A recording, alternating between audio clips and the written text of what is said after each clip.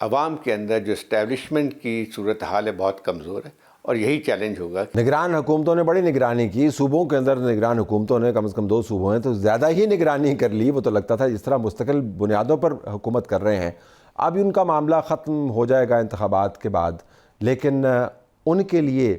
تنازع اور تنقید، وہ جو ڈپازٹس موجود ہیں وہ ایگزاسٹ نہیں ہوں گے۔ جو نگران حکومت کے لیے چیلنجز تو بڑے واضح ہیں۔ اس کی وجہ یہ ہے کہ نگران حکومت کو انتخابات کے انعقاد کو یقینی بنانا ہے، شفاف انعقاد کو یقینی بنانا ہے، ان کو پاکستان کے اندر امن و امان کو یقینی بنانا ہے، کسی قسم کی مینیپولیشن نہ ہو، اس کو یقینی بنانا ہے، ان کو کسی طرح کا جیسے پہلے ایکسپیرینسز ہوتے رہے پاکستان کی سیاست کے اندر کہ سیاسی جو نگران حکومتیں ہیں ان کے کانڈکٹ کے اوپر یا تو بالکل ٹوتھ لیس ہوتی رہی ہیں، یا پھر یہ کہ کوئی اور ان کو جو ہے وہ مینیپولیٹ کرتا رہا ہے ان کے اختیارات کو۔ تو اس ساری چیز میں اس دفعہ جو نگران حکومت ہے اس کے پاس بہت سارے اختیارات ہیں، تو مناسب یہی ہوگا کہ نگران حکومت جو ہے وہ سیکیورٹی اور اس کے ساتھ ساتھ لیول پلینگ فیلڈ، یعنی کہ تمام سیاسی جماعتوں کے جلسے جلوس اور جتنی بھی ان کی ایڈمنسٹریشن اس کے اندر انوالو ہوگی اس کو وہ یقینی بنائے۔ مرکز کی جو حکومت ہے اس پر دباؤ یہ ہوگا کہ آپ نے وہ تمام وسائل مہیا کیے یا نہیں کیے جو الیکشن کمیشن کو چاہیے تھے۔ یاد رہیں کہ متنازع انتخابات کی صورت میں ہر ادارہ کوئی نہ کوئی سافٹ پنچنگ بیگ ڈھونڈ رہا ہوگا۔ نگران حکومت چونکہ نگران حکومت ہے تو وہ سب سے سافٹ پنچنگ بیگ ہوگا، جس کو جواب نہیں سوجے گا وہ یہی کہے گا کہ نگران حکومت کی وجہ سے سب کچھ ہوا۔ خیبر پختونخوا کی حکومت تو بہت برے طریقے سے یاد رکھی جائے گی، اس کے باوجود کہ وہاں پر ایک انفارچونیٹ انسیڈنٹ بھی ہوا جس کے اندر اس وقت کے کیئر ٹیکر چیف منسٹر کا انتقال بھی ہوا، لیکن اس کے باوجود اگر اس قسم کے واقعات نہیں بھی ہو رہے تو خیبر پختونخوا کی حکومت بدترین تنازعوں کا شکار رہی ہے۔ اپوائنٹمنٹس کے حوالے سے، بعض جگہوں پر کرپشن کے الزامات کے حوالے سے، اور پھر یہ کہ نہ ہونے کے برابر یہ حکومت رہی ہے۔ دہشت گردی میں دیکھیں اضافہ کتنا ہوا ہے وغیرہ وغیرہ۔ پنجاب کے اندر اس کا بالکل الٹ ہے۔ جو نگران وزیر اعلیٰ ہیں انہوں نے اپنی سپیڈ متعارف کروانے کی ایک کوشش کی ہے، اور پتہ چلا ہے کہ نگران حکومت میں اتنے عرصے رہنے کے بعد وہ اپنی سیاسی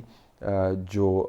کنسٹیچوئنسی ہے اس کی نگرانی بھی خود ہی فرماتے رہے۔ تو اب یہ دیکھنا ہوگا کہ پنجاب میں اتنے طویل عرصے نگرانی کرنے کے بعد، خیبر پختونخوا میں اتنے طویل عرصے نگرانی کرنے کے بعد، اور مرکز میں تمام تر سپورٹ کے ساتھ نگرانی کرنے کے بعد انتخابات نگران سیٹ اپ کس قسم کا چھوڑ کے جائے گا۔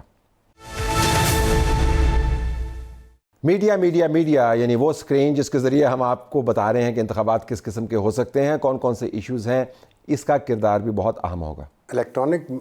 میڈیا جو ٹی وی چینلز ہیں ان کی کریڈیبلٹی ویسی نہیں ہے جیسی نیوز پیپرز کی ہوتی، تو اپنی ساکھ کو بحال کروانا اور فیکٹس پہ رہنا،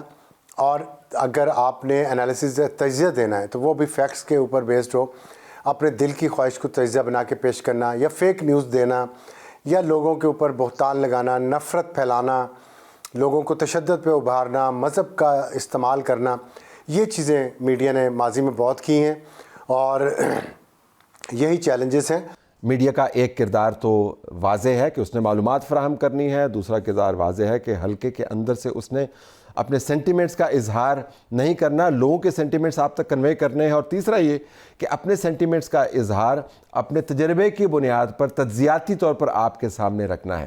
ہم نے بہت بحث سنی ہے کہ میڈیا کو مکمل طور پر نیوٹرل ہونا چاہیے، ہم صرف ایسے جو نقاد ہیں جو ظاہر ہے ہماری بہتری چاہتے ہیں ان کی خدمت میں یہ عرض کرنا چاہتے ہیں کہ دنیا بھر میں میڈیا الیکشنز کے اوپر نظریاتی بنیادوں پر نہیں لیکن اپنی ایڈیٹوریل لائن کتابیں ایک خاص قسم کی لائن رکھتا ہے۔ امریکہ کی جمہوریت جس کا بڑا ذکر کیا جاتا ہے اس کے اندر تو میڈیا ہاؤسز باقاعدہ کیمپین کرتے ہیں آخر میں آ کے کہ آپ نے فلاں کینڈیڈیٹ کو ووٹ کرنا ہے، پریزیڈنشیل کینڈیڈیٹ کو۔ اسی طریقے سے اگر آپ برطانیہ کے انتخابات کے اندر بھی دیکھیں تو جو رپورٹنگ ہے وہ نیوٹرل ہوتی ہے، لیکن ان کی ادارتی پالیسی بڑی واضح ہوتی ہے کہ ان کی ٹلٹ کس طرف ہے۔ لیکن پاکستان کے اندر ٹلٹ سے مراد یہ ہے کہ آپ پروپیگنڈے کا حصہ بن جائیں، کم از کم خدشہ یہی ہے۔ تو میڈیا کو اپنی ایڈیٹوریل لائن لیتے ہوئے پروپیگنڈا بننے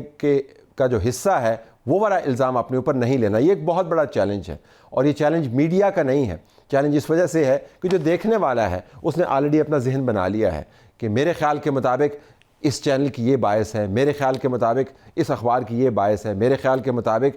پاکستان کے اندر اس کو جیتنا چاہیے. تو جب دیکھنے والا, سننے والا, پڑھنے والا اس تعصب کا اظہار کر رہا ہو تو ان کے سامنے آپ اگر مقدس صحیفے بھی رکھ دیں تو پھر اس کے اندر سے بھی ان کو طمانینت نہیں ملے گی. تو اب آئیے اس کی بات کرتے ہیں جس کی آپ تلاش کر رہے ہوں گے کہ سارے پروگرام میں اس کا ذکر نہیں ہے. دیکھیے, اسٹیبلشمنٹ کا رول تو ہر الیکشن میں بہت ہی رہا ہے. جیسے مطلب 2018 کے الیکشن میں اگر دیکھا جائے تو اس میں صاف طور پہ نظر آتا تھا کہ پی ٹی آئی کے میں سپورٹ ان کو حاصل تھی. لیکن اب کی جو ہے اس دفعہ بالکل کریکٹرز چینج ہو گئے ہیں. اب پی ٹی آئی جو ہے جس کو کہا جاتا ہے کہ عطاب کا نشانہ ہے, اور دوسری طرف ہم دیکھتے ہیں کہ پی ایم ایل این کو اس وقت اسٹیبلشمنٹ کی پوری سپورٹ حاصل ہے.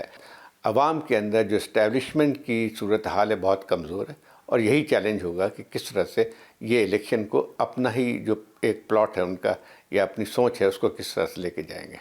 جی, اسٹیبلشمنٹ, یہ انتخاب اسٹیبلشمنٹ کے لیے بھی میک اور بریک اس طریقے سے ہے کہ اسٹیبلشمنٹ نے جو عمران خان کا تجربہ کیا, اس تجربے نے ملک کا بھی بیڑا غرق کیا, اور اس تجربے نے اسٹیبلشمنٹ کی بھی خوب دھنائی کی. اب وہ تجربہ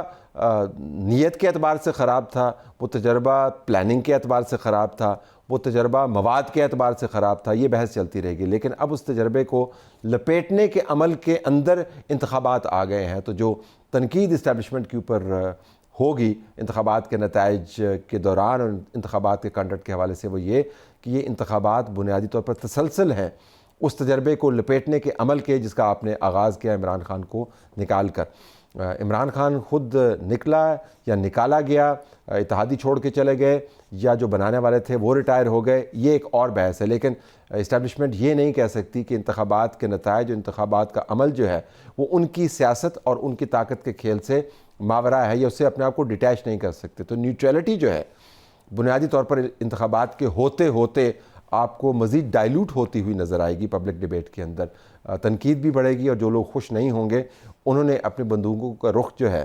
وہ لامحالہ اسٹیبلشمنٹ کی طرف ہی کرنا ہے. اور ہمیں یہ بھی دیکھنا ہوگا کہ یہ جو مفروضہ بنایا گیا ہے کہ عمران خان کو بنایا ہم نے تھا, اور اس کے بعد جب ہماری سپورٹ نہیں رہی تو وہ ٹوٹ گیا, اس مفروضے کے اندر عددی اعتبار سے کتنی جان ہے. تو پاکستان تحریک انصاف کیسا الیکشن لڑتی ہے, کتنے ووٹس اس کو ملتے ہیں, یہ اس تمام تجربے کی آخری شکل کی ایک تشکیل ہوتی ہوئی آپ کو نظر آئے گی نتائج کے حوالے سے. اور اگر یہ لپیٹنے کا تجربہ بھی بنانے کے تجربے کی طرح نسبتاً ناکام رہا تو پاکستان کے لیے مزید مشکلات آ سکتی ہیں.